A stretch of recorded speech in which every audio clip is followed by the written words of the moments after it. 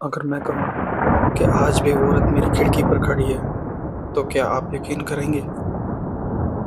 मेरी लाइफ में ना कभी कुछ अलौकिक नहीं हुआ, लेकिन उस रात सब कुछ ही बदल गया। मैं अपने पुराने गाँव वाले घर में अकेला था और आप सबको तो पता ही है कि गाँव के अंदर अक्सर लाइट का आना-जाना लगा रहता है। उस दिन भी रात को लाइट चली गई थी और रात के लगभग पौने 2 बजे हुए थे। बिजली के चले जाने के बाद बस हवाएँ चल रही थी। उस रात बारिश हो रही थी और बिजली भी काफ़ी कड़कड़ा रही थी और लकड़ियों में से खड़खड़ाहट की आवाज़ें आ रही थी। मैं सोने ही वाला था कि अचानक खिड़की पर किसी के नाखून के चलने की आवाज़ आई। मैंने सोचा हवा होगी, लेकिन फिर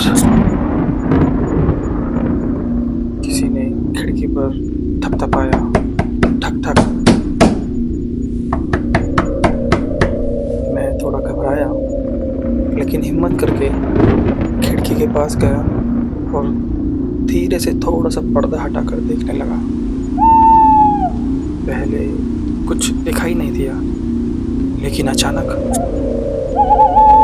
एक औरत का चेहरा शीशे पर चिपका हुआ दिखाई दिया। उसकी आँखें बिल्कुल सफ़ेद और उसकी मुस्कान मानो मेरा दिल खींच के लेके जाने की कोशिश कर रही है। मैं 1 सेकंड में पीछे हट गया। खिड़कियाँ तो सारी बंद थी। फिर वो अंदर कैसे दिख रही थी? मैंने दोबारा हिम्मत करके खिड़की पर जाके देखा, लेकिन अब वहाँ कोई नहीं था। मेरे हाथ-पैर काँपने लगे। मैं वापस अपने बिस्तर पर आया, लेकिन तभी मेरे रूम की दहलीज पर किसी के कदमों की आहट सुनाई दी। कदम धीरे-धीरे मेरे कमरे की तरफ आ रहे थे। मैंने टॉर्च उठाई और बाहर रोशनी मारी।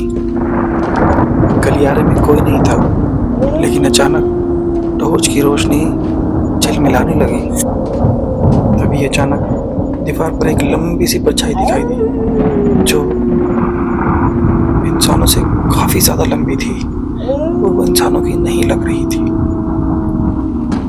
और वो परछाई मेरे कमरे की तरफ बढ़ रही थी और फिर मेरे कान के बिल्कुल पास एक आवाज़ सुनाई दी, मैं अंदर आ चुकी हूँ। मैंने पीछे मुड़कर देखा, औरत खिड़की पे नहीं थी। वो तो मेरे कमरे के अंदर खड़ी थी। चेहरा वही आंखें और चेहरे पे एक अजीब सी मुस्कान। मैं डर के मारे चिल्लाने ही वाला था, लेकिन तभी वो अचानक बोली, डर मत, मैं तुझे लेने नहीं आई।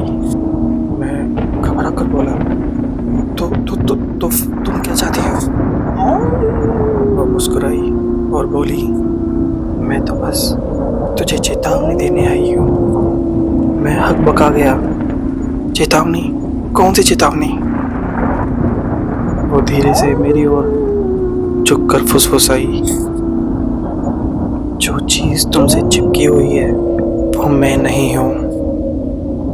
मैं चौंक कर बोला, क्या मतलब?